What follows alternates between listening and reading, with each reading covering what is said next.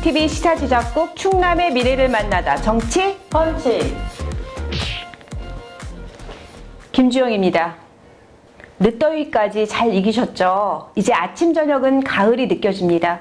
시청자 여러분의 일상이 행복하시길 바라며 천안시 의회 더불어민주당 원내대표인 복아영 의원을 만나보겠습니다. 어서 오세요. 네, 안녕하세요.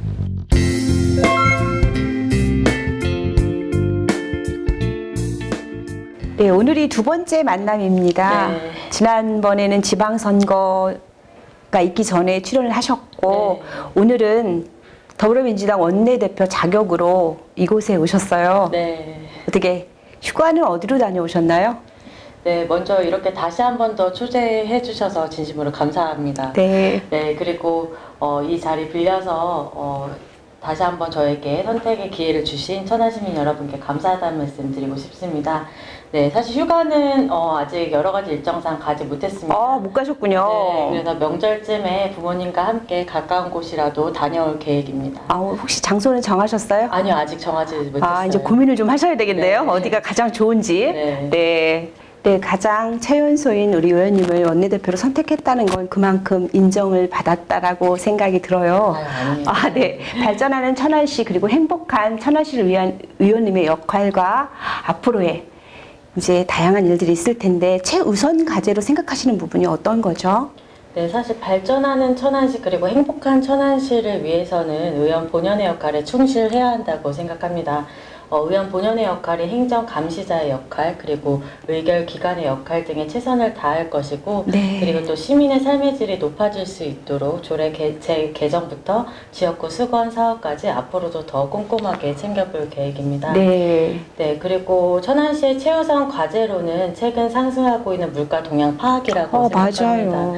네, 천안시는 현재 가격조사 수준에만 머물러 있는데요. 네. 앞으로 천안시도 물가 동향에 대한 구체적인 현황 파악이 우선적으로 이루어져야 하고 네. 물가 추이를 점검해야 한다고 생각합니다. 네. 그런 기초 자료를 통해서 천안시 지역경제 현실을 이해하고 나아가 정책에 활용되어야 지역에 맞는 정책을 계획할 수 있다고 생각합니다. 그러니까 이 부분에 대해서는 예전에도 좀 관심이 있으셨고 그때도 네, 말씀해 맞아요. 주셨던 네. 기억이 나네요. 네, 맞아요. 그래서 그때 당시에도 이제 예. 다음에 9대 때 들어왔을 때 가장 하고 싶은 맞습니다. 일이 뭔지 네. 질문 주셨었는데 예. 네, 그때 당시에도 이 물가 동향에 대해서 네. 말씀드렸던 기억이 납니다. 예, 네. 근데 최근에 물가 상승률이 엄청나잖아요. 네, 맞습니다. 그래서 더더군다나 필요하다는 생각이 드네요. 네, 그래서 제가 사실 작년에 시정질문 마지막 주제 또 물가 동향이었고 또 네. 그거에 이어서 천안시 경제고통지수를 이제 좀 조사를 했었던 기억이 네. 나요. 그래서 혹시 그 경제고통지수라고 들어보셨나요? 지난번에 혹시 말씀해 주셨어요? 아니요, 그때 당시에는 경제고통지수는 말씀 안 드렸었어요. 그래서 기억이 네. 안 나는구나. 저 혹시 네. 좀 들었는데 모른다고 말하실까봐. 네, 사실 경제고통지수란 일반 국민이 실제 피부로 느끼는 경제적 고통을 수치로 나타내는 것을 네. 말합니다. 이 지수는 소비자 물가 상승률과 실업률을 더한 지표로 이 지수가 높으면 높을수록 국민이 체감하는 삶의 고통이 늘어난다는 뜻인데요. 네. 네, 제가 통계청에 있는 소비자 물가 지수 및 실업률에 대한 자료를 근거로 해서 네. 직접 천안시 및 유사 인구의 지방자치단체와 비교해서 네. 경제고통지수가 어떤지 계산을 해봤었거든요. 그러셨군요. 네, 근데 그때 당시 2019년 대비 2020년도 상승률은 전국 및 타 지자체보다도 높은 상승률을 보이고 있음을 좀 확인을 했었는데요. 네. 이는 곧 타 지자체보다도 네. 천안시 시민분들의 경제 고통이 굉장히 가파른 속도로 올라가고 있는 상황입니다. 네. 네, 그래서 경제고통지수는 사실 소득 증가율이나 소득 분배 상황, 경제 성장 등의 내용이 제대로 반영되지 않았기 때문에 한계가 있다는 지적도 사실 있어요. 네네. 근데 이제 다만 각국의 국민들이 느끼는 삶의 고통을 계량할 수 있는 유일한 지수이기도 합니다. 네. 그렇기 때문에 대부분의 나라에서도 이 지수를 많이 활용을 하고 네. 있는데요. 네, 대부분 경제고통지수에 대한 자료는 사실 광역단위 중심으로 나오기 때문에 기초단위, 그러니까 즉 천안시에 대한 지수가 필요하다고 느꼈고 지금 천안 시민의 경제고통지수가 어느 정도인가에 대해서 공유하고자 좀 이렇게 지수를 구했었던 기억이 납니다. 네네. 네, 그래서 사실 저희가 이제 뭐 어떤 통계나 데이터에 있어서 가장 낮은 수준에 도달했을 때 급하게 관심을 갖고 정책을 펼치는 경우가 많잖아요. 네, 그래서 천안 시민의 삶을 나타내는 이런 통계와 데이터가 극단적으로 높거나 낮게 치우치기 전에 네. 미리 대처하는 것이 이제 좀 현명한 방법이라고 생각하고요.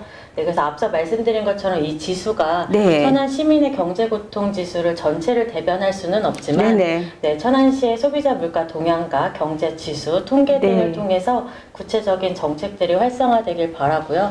그리고 그 역할에 있어서 제가 최선을 다하겠습니다. 아, 네, 감사합니다.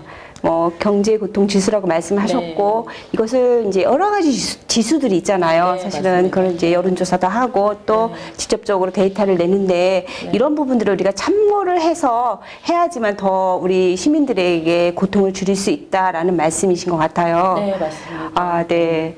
이제 원내대표뿐만이 아니라 보니까 운영위원회와 복지문화위원회에서도 활동을 하시게 되셨어요. 네. 이런데 앞으로 천안시 의회를 위한 역할과 각오를 좀 말씀해 주시죠. 네, 늘 그랬듯이 이제 천안시 발전과 시민의 복리 증진을 위해서 바람직한 시의회가 될 수 있도록 네, 원내대표로서 좀 네. 최선을 다하겠습니다.